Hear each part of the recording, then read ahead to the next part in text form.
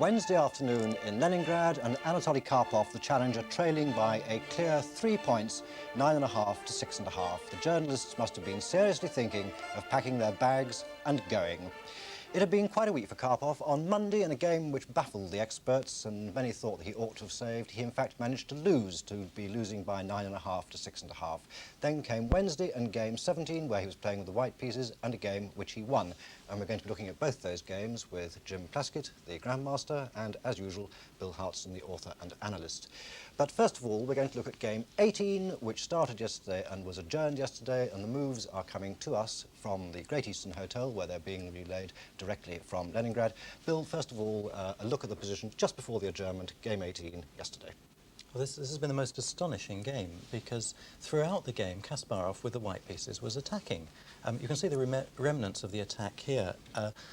Black has practically all his pieces on white squares. White's been attacking on the black squares, his queen and rook attacking the black king. But just in the last 3 moves, the whole thing just astonishingly turned round. It's Kasparov white to play here. He gave a rook check. Knight came back. Then Kasparov advanced a pawn. Now it looks for a moment as though the black queen can take the white rook, but the white queen would then recapture the black rook with check. White's still got a very strong attack, but now there came a move which seemed to take Kasparov completely by surprise. The black king coming out to attack white's rook. If white's rook moves away, then black queen does take the white rook. Black's rook won't go with check. And suddenly, it's all gone wrong for Kasparov. He has nothing better than to exchange queens, which he certainly didn't want to do because he was attacking. Rook took the queen. This was the position in which the game was adjourned. And it's horrible for white. It's much worse. We can see how the game continued. White must move his rook away from attack. These are the moves we've had in this afternoon from the Great Eastern.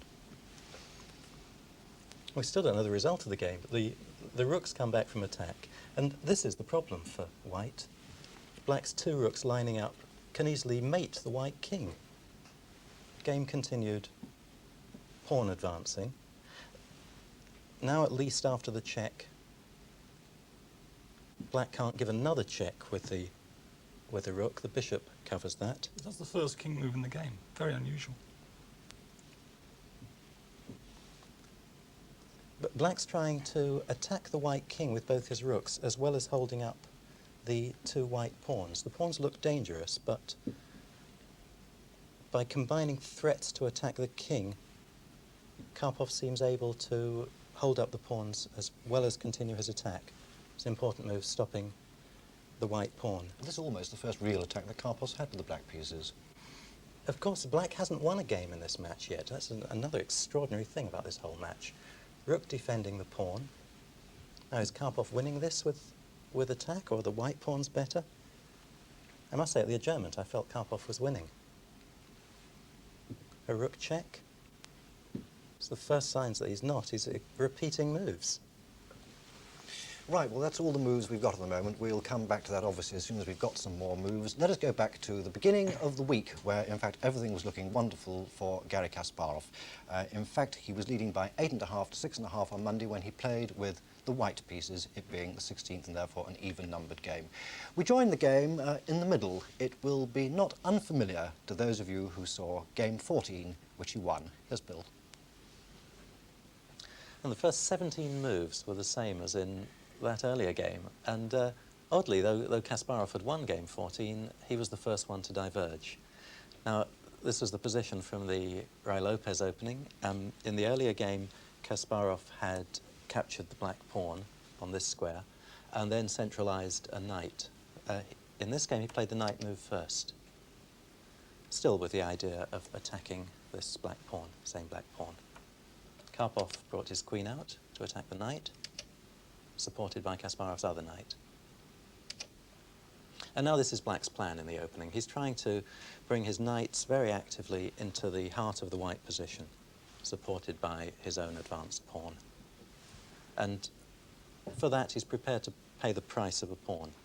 Yes, I feel this gambit is completely correct, actually. The compensation of the knight on d3 is at least sufficient, I'm sure. It's also a very interesting idea.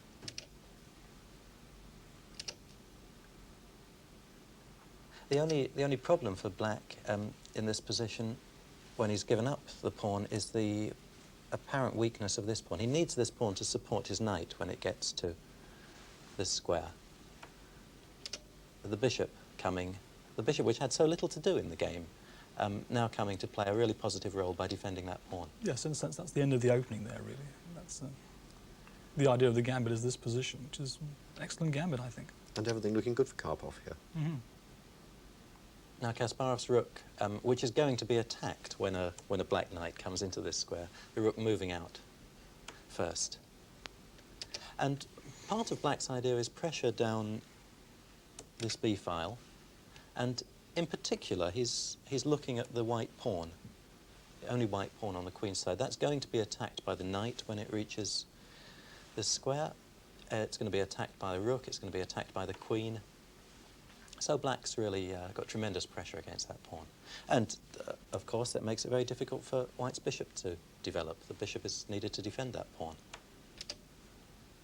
Now, a crucial decision for Kasparov, opening the position up.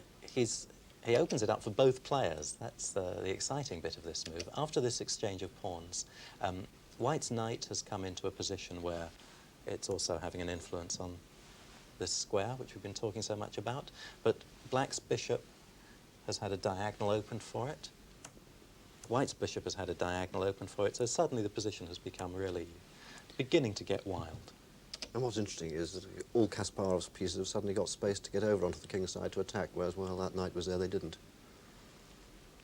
This knight landing on d3 now reminds me strongly of the 16th game of the previous match, where Kasparov as black stuck a knight there, gambited a pawn in the opening.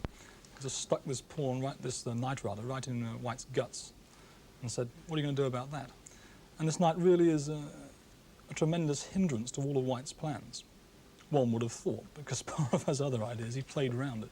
Yeah, what one would have expected white to do, what it looked as though white's previous play was aimed at, was to take this knight with his own knight. But he had a completely different idea. And this is where the game really goes all in, so to speak. What Kasparov's beginning to do here is to stake everything on an attack on the black king. But it looks as though white's pieces are too far away to have much effect. That move, knight g4, amazed the commentators, really. It's so committal, that move. It is interesting, though, that, as you say, Bill, that Kasparov's lining up all his pieces to attack the black king, and Karpov appears to be lining up all his pieces to attack that pawn on b2. Yes, under many circumstances one would favour the attack on the king in such a position. If the centre were blocked, it would be foolish for black to be running around on the other side of the board. But what black can do is attack the pawn down here, take anything going on the queen's side, and then rush back and defend his king. Yes. So it's still OK for Karpov? Sure, it's OK, yes. It looks marvellous. Among other ideas for Karpov would be to bring his knight from this square to the centre. He could have his own attack on the white king, but his ideas are firmly on the queen's side. The position's so open. There are so many options for both sides. Now that's a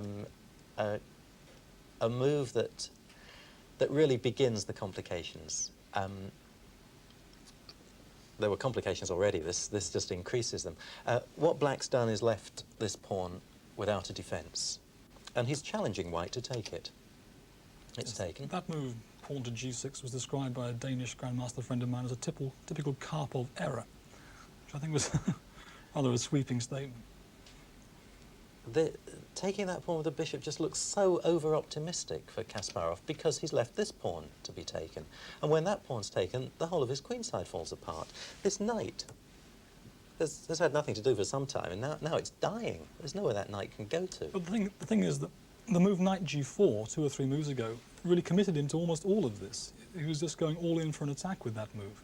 So that is the move which has to be criticised, and not really bishop h6, I think. Once you've played knight g4, you've got to continue like this.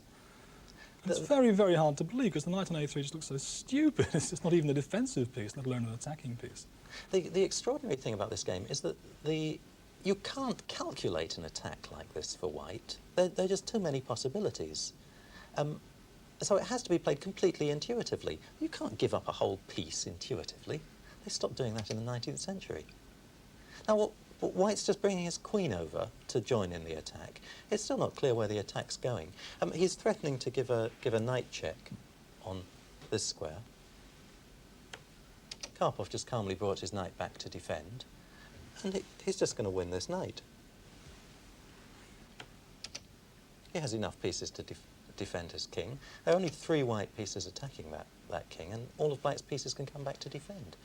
It's extraordinary that such an attack should even be worth thinking about, let alone Really? apparently winning. Now, here's the phenomenal attacking move that Kasparov played. That's just to avoid black giving a queen check. At some point. Might be embarrassing. But after this move, rook b3, people were almost unanimous that Kasparov was lost. In fact, resignation was anticipated by several people in Leningrad and... Kasparov to resign? yes. As White? As White. They thought he might resign this position. They could see... Now, the knight on a3 is going, you're a piece down against Karpov, you're going to resign, many people thought.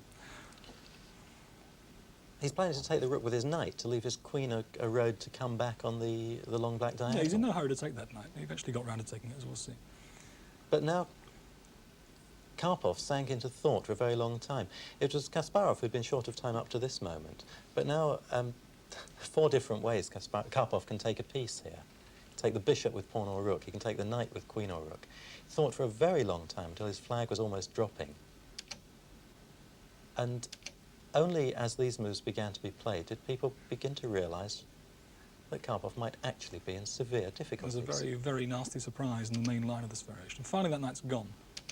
But by now, White's got it together on the king's side. White's threatening mate. Queen taking the pawn. Karpov's queen coming back to defend. That was the only move, queen e7. And now that pawn can be taken because the f-pawn is pinned against the queen. And White's also threatening a mate with his rook down So here. the reply is forced. Now it looks as though that exchanges queens for black. White's queen can't move. White's queen can't give mate because the white king would be in check from the black queen. But That's the surprise. this is horrible. That pawn check, black just can't take the pawn. He can't take it with his queen. If he takes it with the queen, white gives a knight check on this square. Forking king and queen. Black would lose the queen. If he takes the pawn with his king, white knight takes the black pawn, giving a check. Another fork of king and queen. In fact, it's an elementary tactic. If someone was given this position to solve it, they'd do it very quickly. But to put it off in a real game, in a World Championship match against Karpov is the thing. There's only one other move. Is it luck that happened, or do you think Kasparov saw far enough ahead to envisage that delightful fork? I'm sure he saw that variation, yes. Now, with this line, black's losing his queen anyway. If Karpov had had any time left at all, he'd have resigned this position. He's a queen down. It's quite horrible. That pawn move is the final nail in his coffin. The knight can't take the pawn. White's queen would give a check and pick up the black rook. So the rook came back. Now Karpov had reached the time control at last, but his position's in tatters. He's a queen down. He finally did resign. Jim, it is extraordinary in that game that 1 minute everything looks perfectly good for Karpov, and 3 or 4 moves later the whole position completely collapsed, amazingly complicated. What is interesting is why it was that he didn't take that knight much earlier on. Why do you think he didn't? Here's a variation. This is move 29. He played the knight from c5 to d7, which is a very Karpovian move. His argument is that knight on a3 isn't going anywhere, and he's just defending the f6 square, where a white knight is hoping to land. But he could have won a piece with queen takes knight, and we think why he didn't do it was probably for this reason. White could now play bishop takes knight on d3, and all the black recaptures don't seem entirely satisfactory. For instance, pawn takes. And now the white pieces fly at the black king. Knight f6 check. King h8. And here comes a flashy move, queen h5. And there are 4 white pieces swarming around the black king. And this queen can't be taken because of rook g8 mate. That's quite a common mating pattern, actually. But it seems as though after queen h5, black has a defence by getting his queen back in the game with a check in the corner, queen a1 check. The idea being that the white king moves and then queen takes the knight on f6 would be an entirely satisfactory defence. But there is the nasty move, bishop from h6 back to base, c1, discovering check. Nice answering a check with a check. Yes. discovering check, and still the queen can't be taken because of the same rook g8 mate. Now, in that variation, I can see a certain logic, because the black queen took a knight on a3, which didn't have much to do with the game, removed itself from an important defensive diagonal, and allowed white to get on with his attack. But what Karpov did in the game was far more rational, far more circumspect. He just played a knight back to d7 to defend, leaving the sort of sentence of death over that knight on a3. And yet he still lost the game, and it's bewildering, this game. It's very hard to understand. I must say, Bill, sometimes watching Kasparov when he plays it out, it's a bit like watching Ian Botham playing cricket. Yeah, that's exactly what I felt when seeing that game. That's an amazing game. Tal won the World Championship playing like that and lost it back again playing like that. But you just can't do justice to a game like that in 5 hours, let alone 10 minutes. There's so many complex variations to show it.